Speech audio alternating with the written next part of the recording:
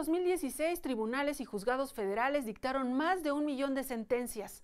Todos los que se vieron involucrados en alguno de estos juicios tienen derecho a que se protejan sus datos personales. No obstante, todos los mexicanos tenemos derecho a conocer estas resoluciones judiciales. Entonces, ¿cómo armonizar el derecho de acceso a la información con la protección de los datos personales en la función jurisdiccional? De esto vamos a hablar hoy en el Consejo de la Judicatura Hoy. Comenzamos.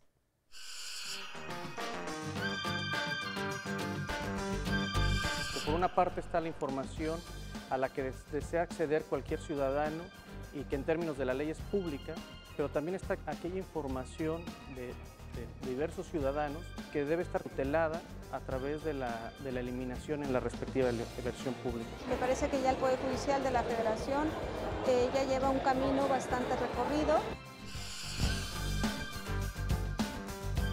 Ya no hay necesidad de ir a un tribunal a checar una lista y llegamos al punto de transparentar todas nuestras sentencias, todas las resoluciones jurisdiccionales en versión pública.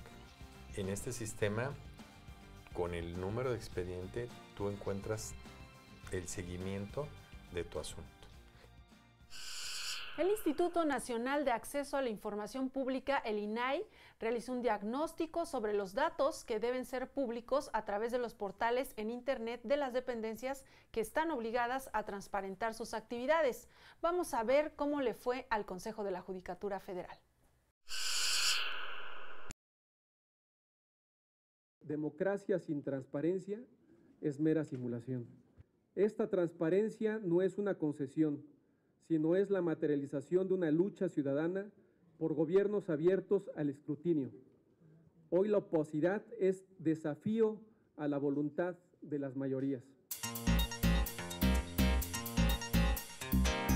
767 sujetos obligados a rendir cuentas a través de sus portales en Internet fueron evaluados por el Instituto Nacional de Transparencia, Acceso a la Información y Protección de Datos Personales, el INAI. El Consejo de la Judicatura Federal estuvo entre los primeros lugares al registrar los mejores estándares de cumplimiento al colocar información relevante en su página web.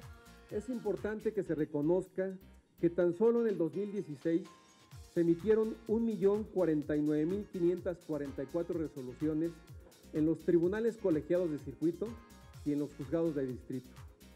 Todas estas resoluciones actualmente son públicas y transparentes. Aunado a ello, se actualiza permanentemente la información de 41.346 servidores públicos que integran el Consejo de la Judicatura Federal. El INAI entregó un reconocimiento a los sujetos obligados con el mayor puntaje de su sector en la primera etapa de la verificación del cumplimiento de las obligaciones de transparencia que señala la ley. Lo anterior con el objetivo de incentivar a los sujetos obligados de la Federación a cumplir a cabalidad con la publicación de las obligaciones de transparencia establecidas en la Ley General de Transparencia y Acceso a la Información Pública. Recibo este reconocimiento, que es fruto del compromiso pleno de nuestro cuerpo colegiado por erradicar la opacidad y propiciar la rendición de cuentas a la que todo funcionario público está obligado. Esto si quiere seguir sirviendo a la sociedad desde la administración pública. Solo 36 sindicatos, 72 fondos y fideicomisos, así como 3 entidades desconcentradas, no mostraron en sus portales los datos que obliga la Ley General y Plataforma Nacional de Transparencia.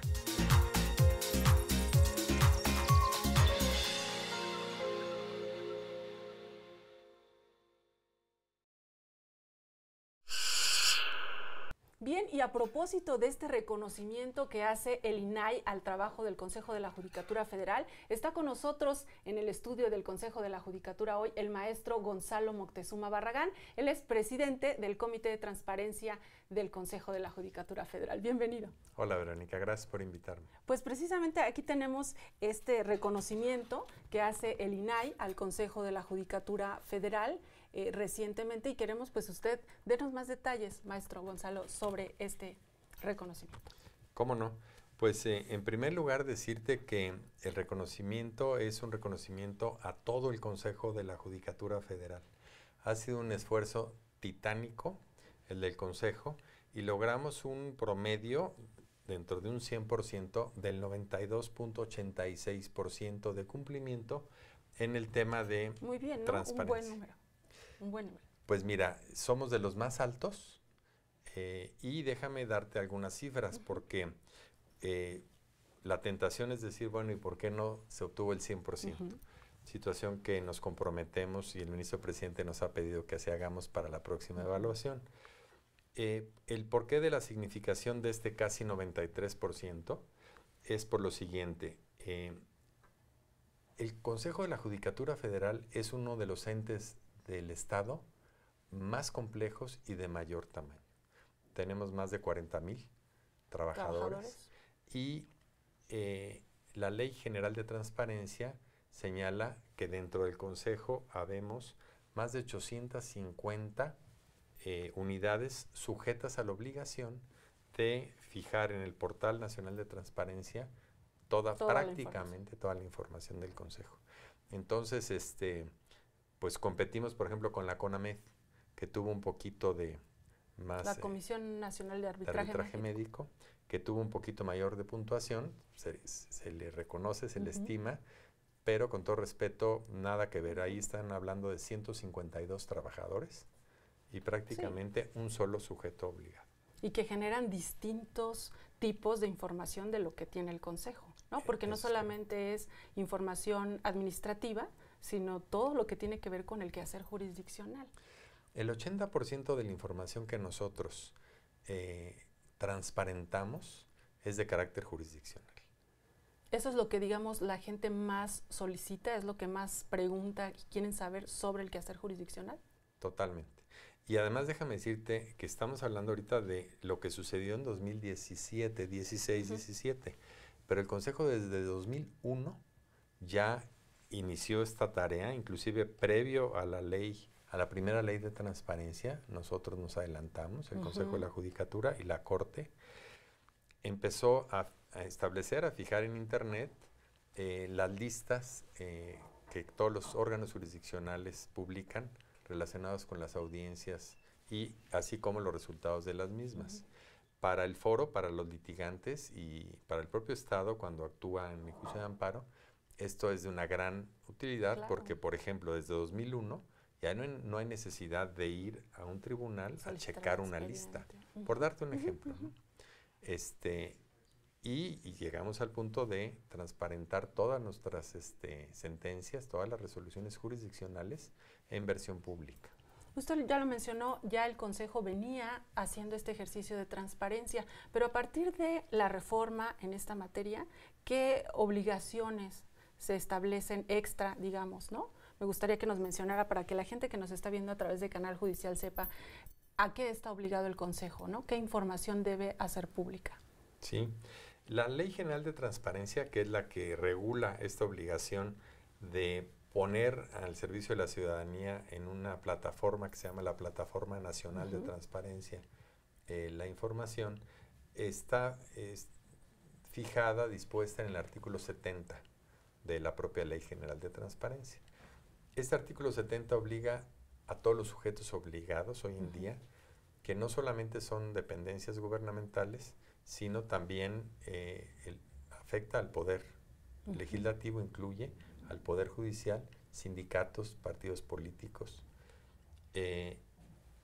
Y además hay un artículo que es el 73, que nos da obligaciones precisas al Poder Judicial de la Federación, que tienen que ver con lo que hablábamos hace un momento, con toda esta parte de la transparencia de nuestras resoluciones jurisdiccionales. Eso sería como lo más destacable, ¿no? El que se publiquen las sentencias. Maestro, vamos a hacer una pausa y regresamos porque también queremos abordar el tema de la protección de datos personales, ¿no? Cómo es que se publican las sentencias, pero se protegen los datos de las personas.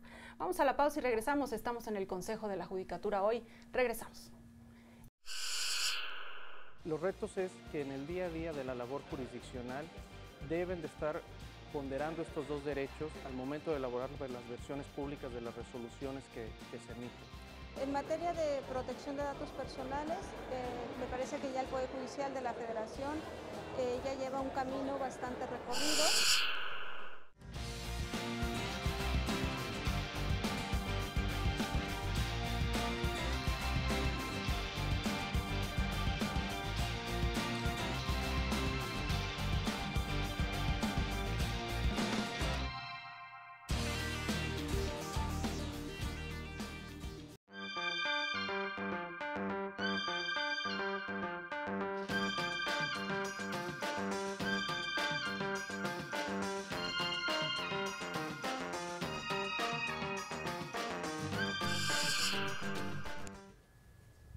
Ya estamos de regreso conversando con el maestro Gonzalo Moctezuma sobre el tema de transparencia, y antes de que retomemos nuestra charla y vayamos como a las cifras de las solicitudes de información, quiero invitarlo a ver una pieza que armamos precisamente sobre el Encuentro Regional de Transparencia y Acceso a la Información con órganos jurisdiccionales. Usted estuvo por allá en Mérida.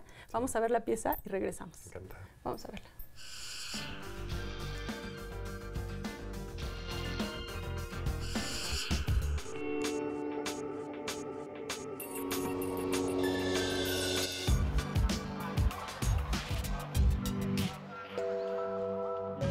En el primer cuatrimestre de 2017, el Consejo de la Judicatura Federal recibió casi 2,000 solicitudes de acceso a la información, 1,264 relacionadas con asuntos judiciales y 564 sobre temas administrativos. ¿Quién decide si esta información es pública o reservada?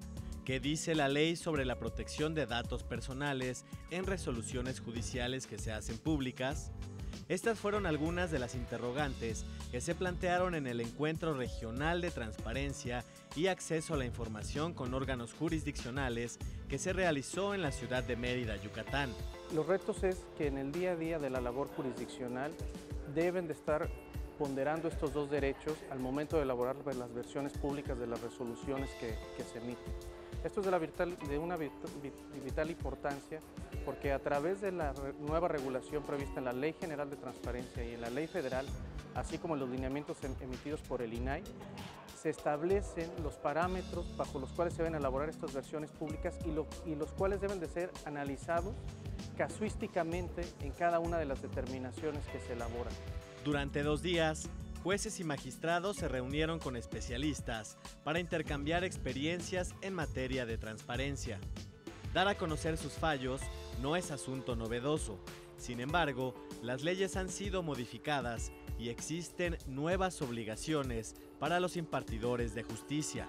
En materia de protección de datos personales, me parece que ya el Poder Judicial de la Federación ya lleva un camino bastante recorrido, pues previo a estas reformas constitucionales de 2014, pues ya el Consejo de la Judicatura Federal, la Suprema Corte de Justicia, el Poder Judicial de la Federación, a través de su Tribunal Electoral, ya contaban con normatividad previa, pues la Ley de Transparencia, Ley Federal de Transparencia y Acceso a la Información de 2002, les daba facultades para establecer su propia normatividad interna.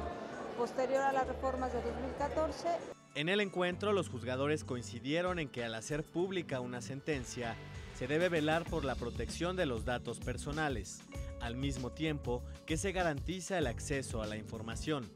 Estos dos derechos fundamentales tienen una frontera en la elaboración de estas versiones públicas, porque por una parte está la información a la que desea acceder cualquier ciudadano y que en términos de la ley es pública, pero también está aquella información de diversos ciudadanos que debe estar tutelada a través de la eliminación en la respectiva versión pública. Entonces, en este tipo de documentos es donde convergen estos dos derechos y es donde debe existir una frontera entre lo público y lo que debe clasificarse como confidencial. Hoy en día, la sociedad no solamente está interesada en conocer el resultado de las decisiones jurisdiccionales, también está interesada en saber cuál es el proceso, cómo se llegó a ellas. Para eso es importante la transparencia y por eso es importante encuentros como este, porque nos permitirá adentrarnos al saber cuál es la mecánica para llevar a cabo esa transparencia. Este encuentro forma parte de la capacitación permanente que imparte el Consejo de la Judicatura Federal en materia de transparencia a los juzgadores, sus equipos de trabajo y personal administrativo. El Consejo de la Judicatura hoy, Emanuel Saldaña. Bueno, pues ahí está un poco de la capacitación que imparte el Consejo de la Judicatura Federal y más adelante vamos a tocar ese tema. Ahora háganos un balance, un recuento de las cifras más actuales, ¿no? De lo que se está solicitando en información al Consejo. Sí. Si me permites, Verónica, regreso al bloque anterior. La capacitación es lo que nos llevó a lograr este reconocimiento que nos debe de poner muy orgullosos. Nosotros trabajamos con mucho ahínco para cumplir con la Ley General de Transparencia, para cumplir con el ciudadano, porque este módulo del que acabamos de hablar y el que ahora abres están perfectamente entrelazados. Mientras nosotros tengamos mayor información en nuestros portales, las solicitudes, las peticiones de información naturalmente tenderán a disminuir. Este reconocimiento se logra porque hubo un trabajo coordinado de todos los sujetos obligados dentro del propio Consejo. Y quiero hacer mención a ellos porque vale la pena considerarlo. En primer lugar, el presidente del Consejo, en este caso, y de la Suprema Corte de Justicia de la Nación, que está cotidianamente pendiente de que sigamos a la vanguardia en materia de transparencia. El Pleno del Consejo de la Judicatura Federal, cuyos integrantes igualmente se preocupan porque se cumpla puntualmente. En esa estructura tenemos al Comité de Transparencia, que tengo la honra de presidir, y me acompaña el Contralor del Poder Judicial de la Federación, el licenciado Marino Castillo, y el Director General de Asuntos Jurídicos, el licenciado Alfredo Arriaga, y el secretario del mismo, el secretario técnico, es el licenciado Sergio Díaz Infante. Cada semana, todas las semanas sin falta, nos reunimos a revisarlo, comentaremos en un momento más, las diversas tareas y a llevarlas a cabo. Tenemos una unidad de transparencia también del Consejo, que preside nuestro amigo Héctor del Castillo. Y por una parte, pero por otra parte, estamos hablando, decía yo hace un momento, de 823 órganos jurisdiccionales. Que se dice fácil. Se dice fácil. Pero ¿no? La cantidad de información que generan, pues es importante. Es enorme. Y los titulares, jueces, magistrados, tienen que darse tiempo para, independientemente de la labor sustantiva a la que están dedicados, exacto, atender nuestros requerimientos, los requerimientos del propio Instituto Nacional de Transparencia, a través de las áreas que ya les señalé. Y tenemos también más de 50 unidades administrativas sujetas a esta misma dinámica. Entonces, este reconocimiento es un reconocimiento de un trabajo en equipo. Y yo sí quiero señalar que sabíamos que estábamos cumpliendo y lo estábamos haciendo bien. Sin embargo, nos sorprendió el porcentaje que nos dio el INAI, qué bueno. No esperábamos un porcentaje tan alto. Y también nos halaga ser quienes obtuvimos mejor calificación dentro del Poder Judicial de la Federación. Usted ha tocado un punto muy interesante. Los jueces, los magistrados, además de la gran carga que tienen en su labor jurisdiccional, ¿no? Cada año más de 1 millón de asuntos resuelven, aparte de estar en esa tarea primordial, tienen que darse un espacio para que si le solicitan en específico cierta sentencia, revisar con su equipo de trabajo. Un punto también muy importante, la protección de los datos personales. Quisiera preguntarle, uno, ¿cómo han respondido? ¿No? Porque dice el trabajo de equipo, ¿cómo responden los jueces, ¿no? a esta nueva tarea, a esta nueva obligación? Y por otro lado, ¿cómo realizan esta protección de los datos personales? Sí. Dos grandes temas. Fíjate que los señores titulares, en general, yo podría decir que responden, como siempre lo hacen, con gran disciplina a esta instrucción del Pleno del Consejo de la Judicatura, en el ámbito de sus atribuciones y siempre haciendo uso de la autonomía y la independencia que tienen. ¿Qué quiero decir con esto? Ellos son los que finalmente deciden si una información se va a otorgar o no se va a otorgar, ya entrando en el tema del acceso a la información, que es cuando el ciudadano, cualquier persona, hace una petición. Si bien es cierto que nosotros lo canalizamos, y ahorita explico un poco más, el sujeto obligado en este caso es el señor juez, el señor magistrado.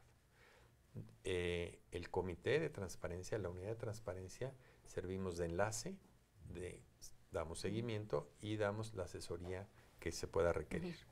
La decisión es de ellos y esto ha sido muy importante y ha sido un ejercicio muy interesante con nuestros compañeros del Instituto Nacional de Transparencia.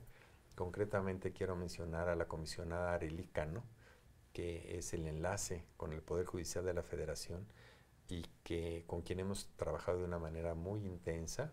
Y que estuvo presente en el encuentro en Mérida. En Mérida, ella nos hizo favor de acompañarnos. Y el licenciado Agustín Millán, que es el director general responsable del enlace institucional. ¿Por qué me quiero detener aquí? Porque ha habido casos en donde se ha negado una información por parte de algún titular, concretamente algún juez.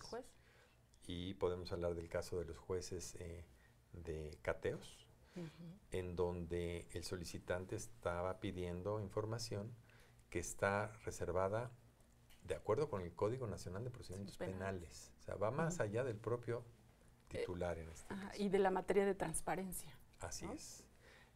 Se presentó un recurso de revisión ante el Instituto Nacional de Transparencia y nos pedían que viésemos la forma al Comité de Transparencia y a la Unidad de Transparencia de que el juez facilitara esta información.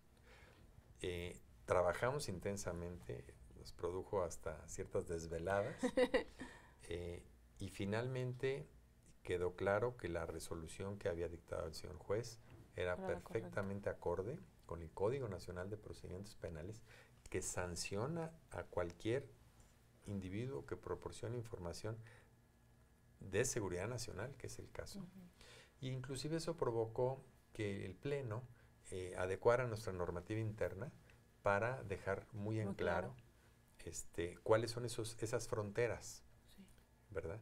Y de aquí podemos pasar a la protección de datos personales. Claro, está totalmente ligado, porque uno cuando solicita información como ciudadano, como reportero, como medio de comunicación, quizás no esté viendo los alcances que pueda tener el revelar cierta información. ¿Cómo le hace? Es correcto, porque es distinto el buscar la información con fines, por ejemplo, estadísticos, para realizar estudios de diversa naturaleza, a usar a esta herramienta para localizar información puntual de personas físicas, inclusive de personas morales.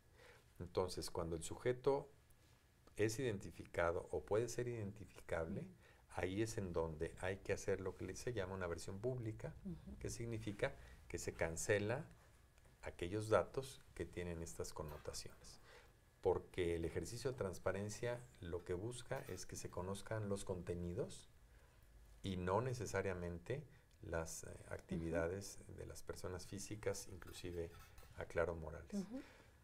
Es un tema muy delicado que inclusive están previstas una serie de sanciones graves para quien proporciona información de carácter personal o confidencial.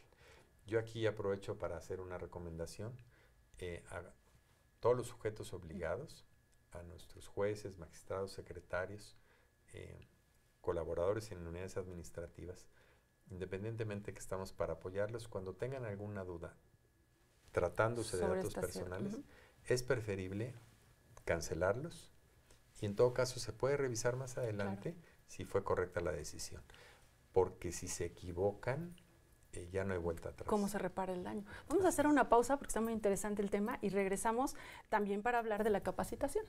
Muy bien. Vamos a la pausa y regresamos.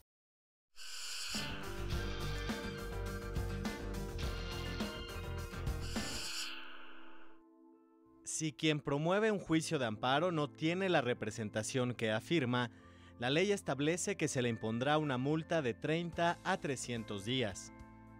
O cuando la autoridad responsable no proporciona el domicilio del tercero interesado, se le impone una multa hasta de 1000 días. Las responsabilidades y sanciones en los juicios de amparo están reguladas en los artículos 238 a 260 de la Ley Reglamentaria de los artículos 103 y 107 de la Constitución Federal. Todas las multas se imponen a razón de días de salario mínimo general vigente en la Ciudad de México al momento de realizarse la conducta sancionada. Pueden aplicarse al promovente, al tercero interesado o a sus abogados, según lo determine el órgano jurisdiccional. Bueno, la accesibilidad a la información siempre es fundamental porque si no contamos con la información no podemos reclamar nada y no tenemos acceso a otras instancias o otros mecanismos. Que terceras personas se quieren interesar en esto, pone en riesgo la seguridad de las mismas personas. Yo veo que es una herramienta que te da utilidad.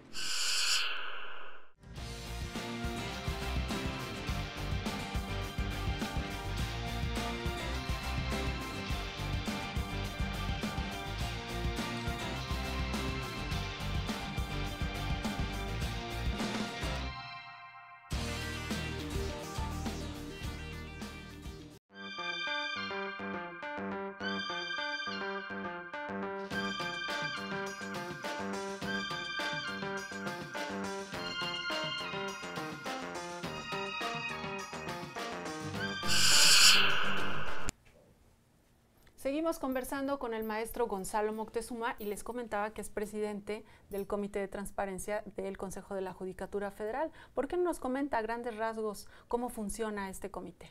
Claro que sí. Hablando de acceso a la información, te quiero dar algunos datos, ¿no? Para darte el contexto. En 2016, por ejemplo, recibimos 6,733 solicitudes de información. Pero eso no es todo. En estas solicitudes en ocasiones plantean más de una necesidad. Varios temas, ¿no? Varios temas. Y les llamamos puntos de información. De esto recibimos el año pasado 13,534. O sea, casi el doble de lo que son las solicitudes, ¿no? Así es. Poco más. Al 2 por 1, ¿verdad? Exacto. Y de esto, la información estrictamente jurisdiccional fueron 4,883 solicitudes. Y la administrativa, como platicábamos hace un momento, mucho menos, 1,850. Entonces, como ves, hay una relación ahí, como de un 80-20. Y que es lógico, ¿no, maestro? Que la gente se interese, siendo la judicatura, pues por las resoluciones, más que por la parte administrativa, ¿no? Sí, es correcto. Estamos abiertos a ambas materias, pero es la naturaleza del órgano es esa. Ahora, ¿qué es lo que hace el comité de transparencia? En esta materia, hablemos de momento, en acceso a la información, cuando el sujeto obligado, normalmente decíamos un juez, un magistrado, algún titular de una unidad administrativa, reserva una información y por tanto niega el acceso, este caso tiene que elevarse obligadamente al comité de transparencia. Te decía que cada 8 días sesionamos. Y ahí revisamos si esa clasificación fue correcta. Y podemos confirmarla, podemos modificarla o podemos revocarla. Hay ocasiones en que inclusive estamos atentos a la información que se entrega, aunque no se haya reservado, por ejemplo, en materia de seguridad nacional. O sea, tienen como un seguimiento, pues. Tenemos un seguimiento de las 6,733. Se entregue o se niegue, ustedes le dan seguimiento. Nosotros la seguimos. Y cuando identificamos un tema de seguridad nacional, lo atraemos para checar que no se vaya a entregar, porque en ocasiones hemos visto que se pueden cometer algunos errores de dictamen. Afortunadamente, lo prevemos antes de que se vaya a entregar esa información. Normativamente hablando, el comité no está obligado a ello, pero tenemos esa responsabilidad y esa precaución. Cuando el ciudadano, el peticionario que se le llama, no está de acuerdo en esa confirmación de reserva, puede presentar lo que se llama un recurso de revisión. ¿Ante quién lo presenta? Ante el Instituto Nacional de Transparencia. Lo presenta ante el instituto y el instituto es el que va a definir si estuvo bien hecho, si se modifica o se revoca. ¿Y ahí qué sucede, maestro, si el instituto llega a decir sí, como en el caso que nos estaba comentando, ¿no? Por favor, denle las copias del cateo o del arraigo que se ordenó. ¿Qué sucede ahí? Fíjese que el instituto es muy profesional y en casos de esa índole, sus resoluciones siempre nos dan la oportunidad de emitir una nueva decisión. O sea, si les consulta y si van a fondo para tratar el tema. Nos pide que lo volvamos a analizar y que dictemos una nueva resolución.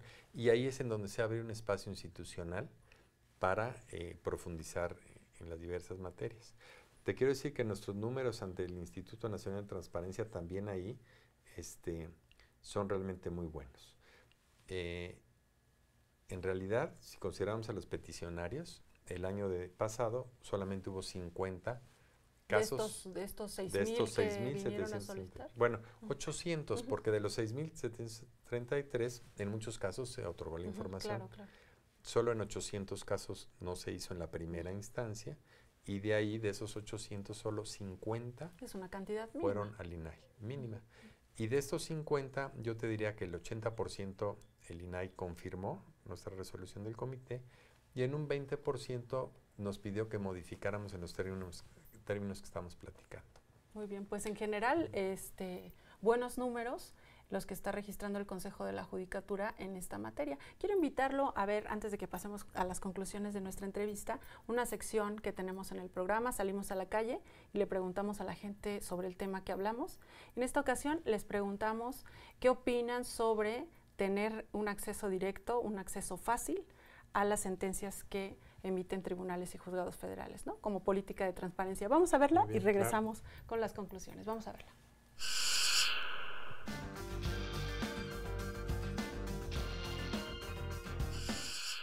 Para avanzar como una sociedad más democrática es indispensable la transparencia. Sin ella, pues en la opacidad el país no puede progresar, y al dotarse de un poder fundamental del Estado como es el Poder Judicial, yo aplaudo la verdad el que cada vez haya más apertura en ese aspecto, que haya el canal judicial. Yo creo que debe tener cierta privacidad, porque solamente los interesados, las partes, son los que deben conocer su expediente, ¿no?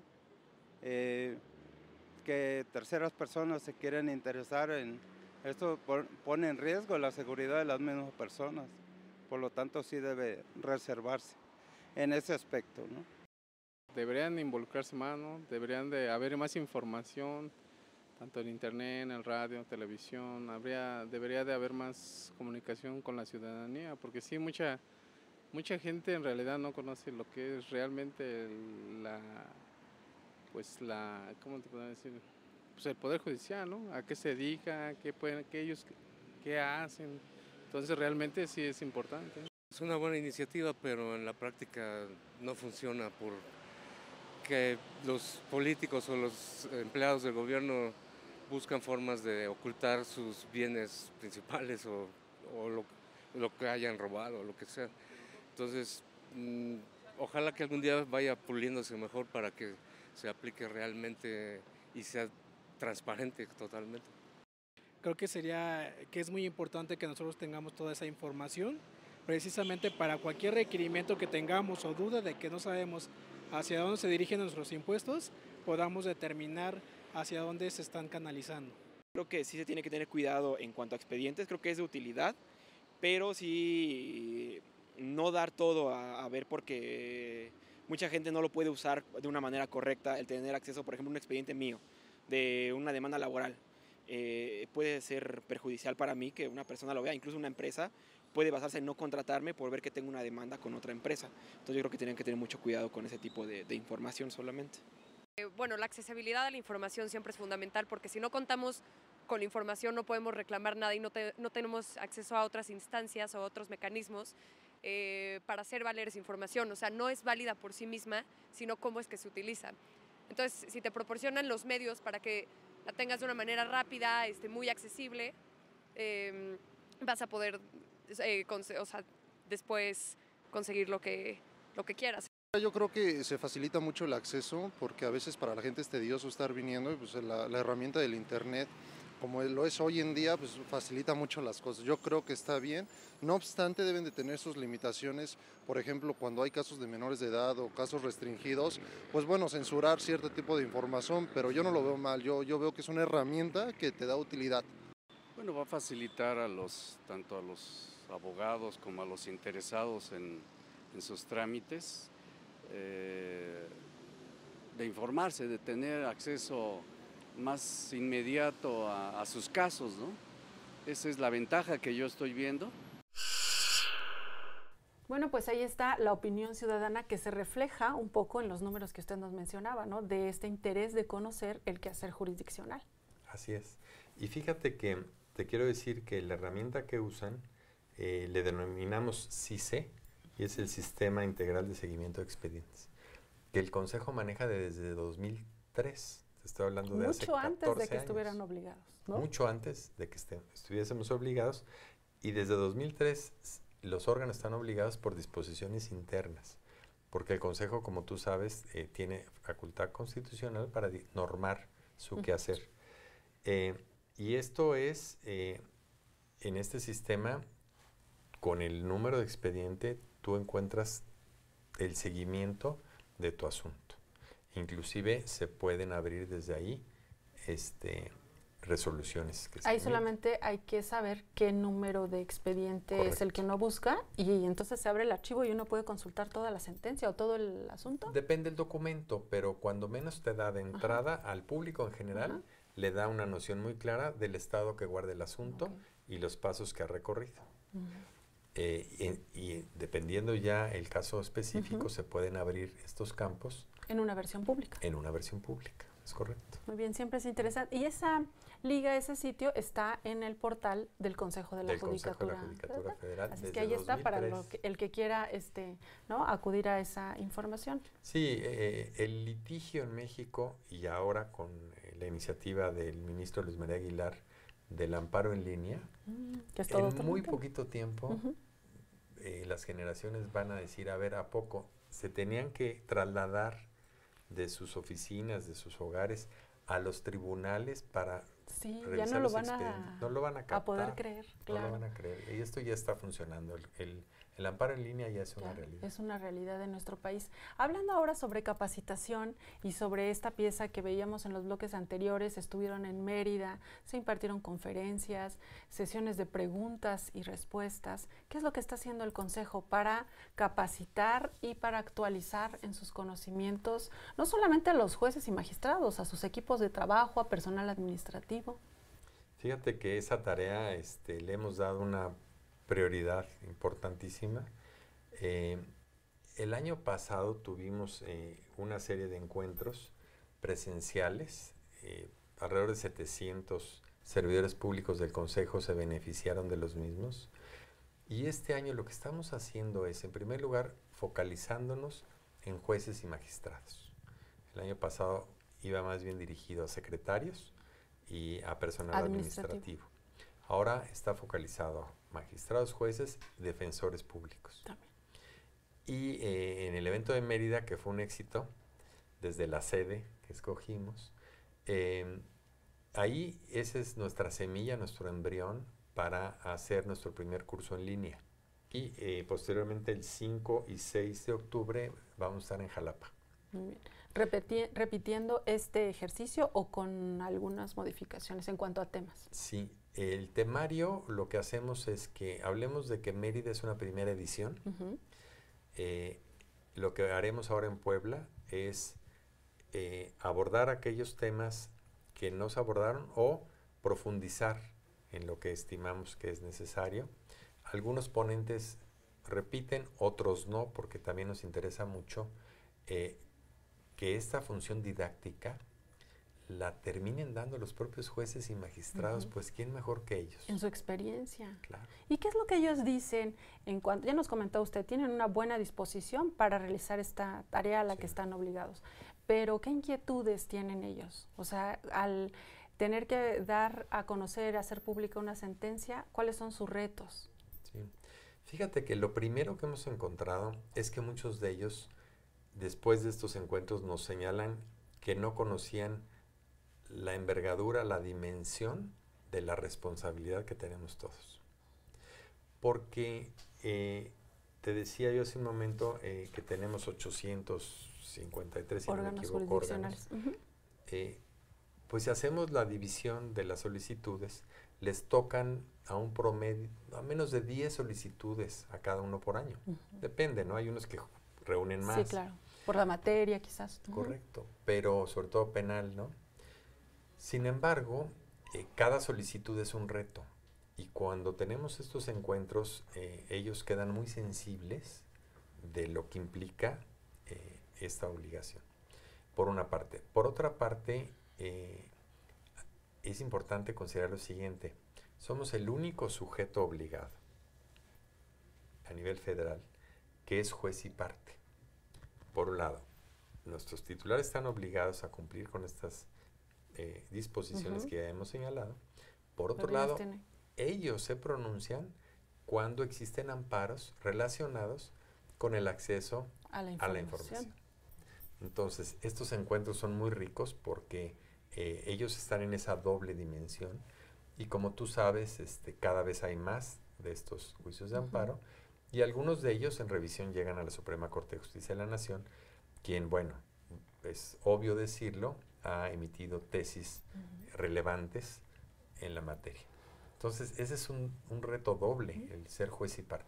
Se nos termina el tiempo, maestro Gonzalo Moctezuma, y quiero que nos diga, que le diga a la gente cómo le explica que hay información que realmente no debe ser pública, ¿no? Y que está entre este derecho de acceso a la información, pero también, no solo de protección de datos personales, sino el tema en particular de la seguridad, ¿no? Porque creo que eso es lo que más causa como polémica. ¿Por qué no nos dejan conocer todos los datos de sus sentencias? Claro. Yo lo dividiría en dos partes. La parte más general, que son los datos personales. No debe de poderse identificar a la persona física, e insisto, moral también, relacionada con un asunto determinado. Porque el objetivo de la transparencia es el fondo de los temas, las políticas públicas, las decisiones, no así el darle seguimiento a lo que vive como justiciable una persona física o moral. Entonces, cualquier dato, obviamente desde el nombre, cualquier dato que pueda identificar o hacer identificable a la persona debe de suprimirse. Hay que tener mucho cuidado porque también hay datos, por ejemplo, que tienen que ver con el estado de salud de la persona, con el estado civil de la persona, con la religión de la persona. Y hay otro segmento que se presenta menos, pero que es igual de importante, que es el tema de la información reservada y que tiene que ver en términos generales con la seguridad nacional. No se debe de dejar en una versión pública información que pueda arrojar datos que pongan en riesgo la seguridad nacional. Y en este caso entran los temas de delincuencia organizada. Tenemos muchas solicitudes de información relacionadas con delincuencia organizada que nos dan a pensar qué realmente es lo que se está buscando al hacer esas solicitudes. Y ahí tenemos que ser muy cuidadosos para dejar la esencia y de ninguna manera poner en riesgo a nuestro Estado mexicano y en un momento dado a las personas que lo representan por un exceso y yo diría un defecto en el cumplimiento de la obligación. Cuando se habla del principio de máxima publicidad, hay que entender que es correcto, que hay que enarbolarlo, siempre y cuando no se traduzca en un daño, decías tú hace rato, una lesión en otros de los derechos, como sería el derecho a la intimidad, a la privacidad y la responsabilidad del Estado de protegerse. Es decir, tenemos que entender como sociedad que sí existe información que se debe reservar y no quiere decir que no se esté transparentando la actividad de un instituto, de una institución como el Consejo de la Judicatura Federal. Así es. Maestro Gonzalo Moctezuma Barragán, pues muchas gracias, un placer tenerlo aquí en el programa y pues regrese pronto. Gracias, Verónica, por la invitación. Nosotros vamos a una pausa y regresamos con más información, así que no se vaya, estamos en el Consejo de la Judicatura hoy.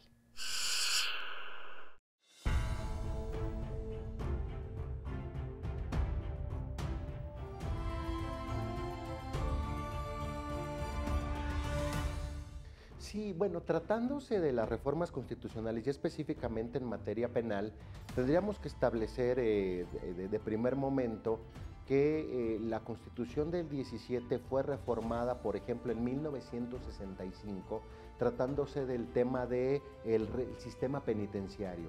Tratándose del sistema penitenciario, En un primer momento se dijo que el fin de la prisión era la regeneración del delincuente, y en 1965 se estableció que el fin de la prisión era la readaptación social del delincuente.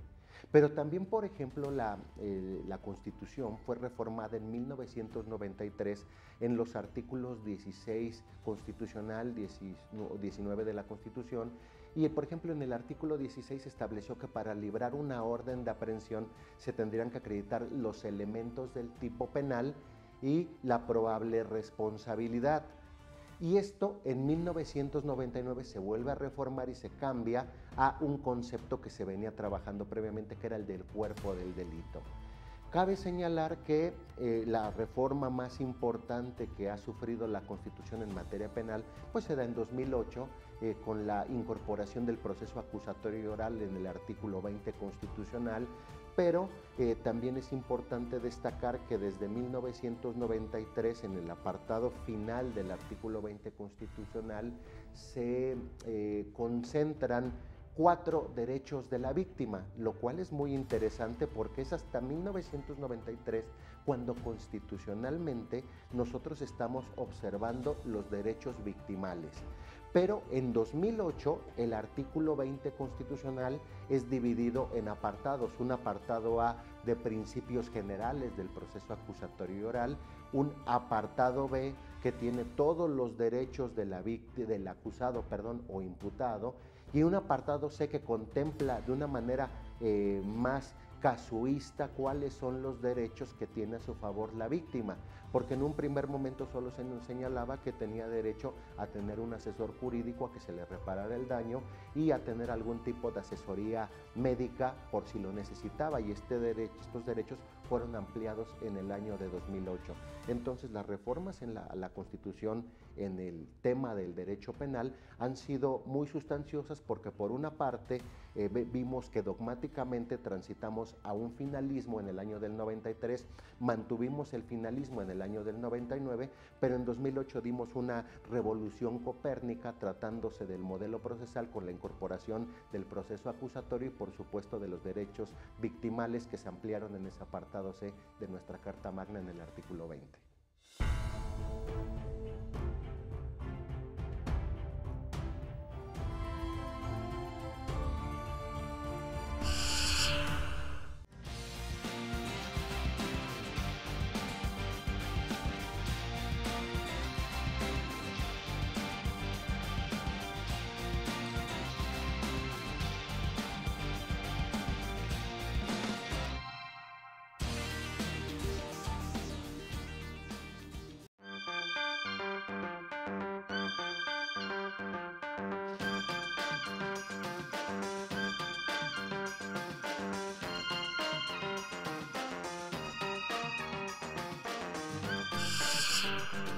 ¿Cuántos asuntos ingresan en tribunales y juzgados federales tan solo en un mes? Veamos.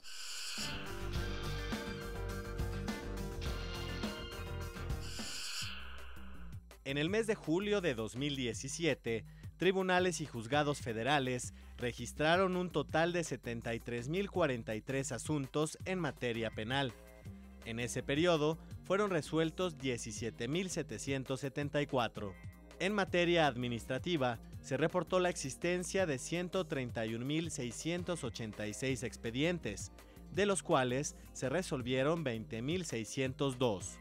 En materia civil, los órganos jurisdiccionales registraron un total de 81.882 asuntos. De ellos, fueron resueltos 16.774. En las aulas del Instituto de la Judicatura Federal está a debate el procedimiento actual de divorcio, la mediación familiar y la restitución de menores.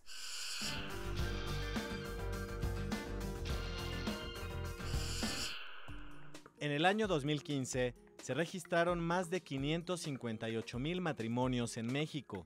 Sin embargo, de acuerdo con el INEGI, en los últimos años el número de divorcios aumentó en relación con el número de matrimonios. Los divorcios aumentaron 136%, mientras que los matrimonios se redujeron 21% entre los años 2000 y 2015.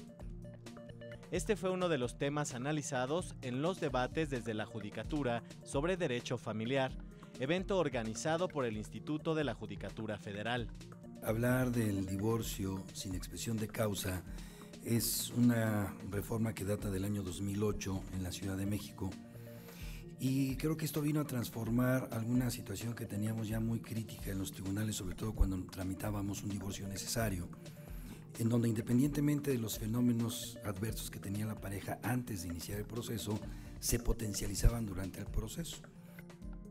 Los mecanismos alternos de solución de conflictos, como la mediación familiar, también fueron tema de análisis en este foro. Los operadores jurídicos señalaron que es necesario reforzar estos mecanismos. En la práctica, la mediación en materia familiar es casi nula. En mi a día en el juzgado nosotros lo vemos, y es muy difícil que las partes acepten ir al centro de mediación del tribunal. ¿Por qué? Porque hace falta un factor importantísimo, que es la confianza. En este diálogo interinstitucional sobre derecho familiar, también se analizó el tema de la restitución internacional de menores. Es un tema complejo porque debe partirse de la premisa que esta convención internacional lo que regula en todo momento es la protección del interés superior del menor, y tanto de lo que prevé la propia convención como lo que ha interpretado la Suprema Corte de Justicia. Esta convención se regula precisamente que ese interés superior del menor se garantiza con la restitución del menor a su lugar de origen, sin importar su nacionalidad. A través de un formato de diálogo, intercambio de ideas, análisis y debate, la Escuela Judicial busca que los órganos jurisdiccionales lleguen a consensos en materia de derecho familiar. Ya nos vamos, pero antes un especialista nos recomienda una película relacionada con el mundo del derecho.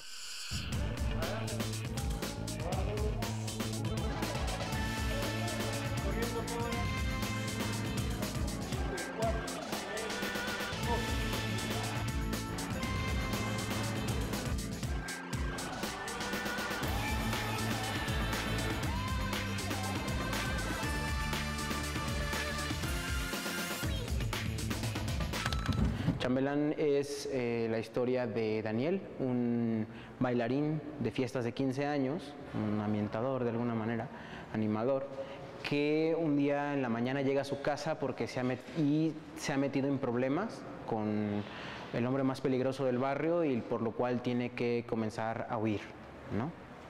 Entonces, de alguna manera la película trata sobre el viaje, la travesía de Daniel a través de buscar la manera de poder escapar de este lugar y poder huir de las circunstancias hasta que las circunstancias pues lo vuelven a alcanzar, ¿no?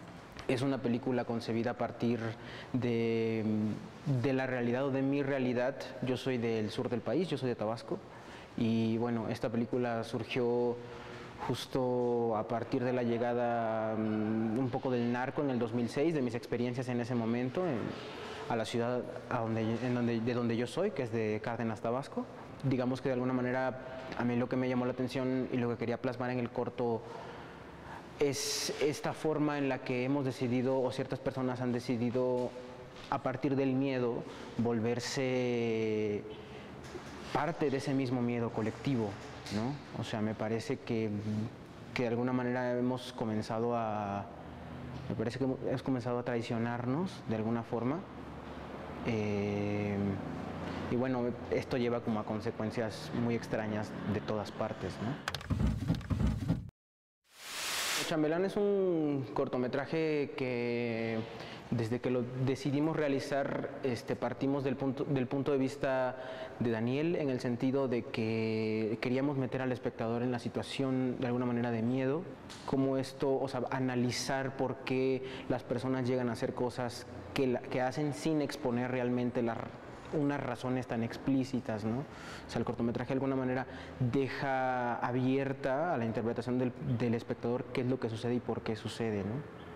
Es un cortometraje donde intentamos hacer un juego también no solamente analítico, que creo que es algo que puede encontrar el espectador, sino también hay un juego de tensiones que me parece que genera que el cortometraje de alguna manera sea más acompañable, ¿no? No se queda únicamente en lo analítico, sino también hay como una forma cinematográfica que ayuda a llevarlo adelante. Lo más fácil es que lo puedan buscar en la muestra fílmica del CUEC, que aún es una gira que se realiza en varias partes del país y en varios puntos de la ciudad. Entonces, ahorita no tengo claro cuáles son las fechas, pero pueden buscarlas y consultarlas en la página del CUEC.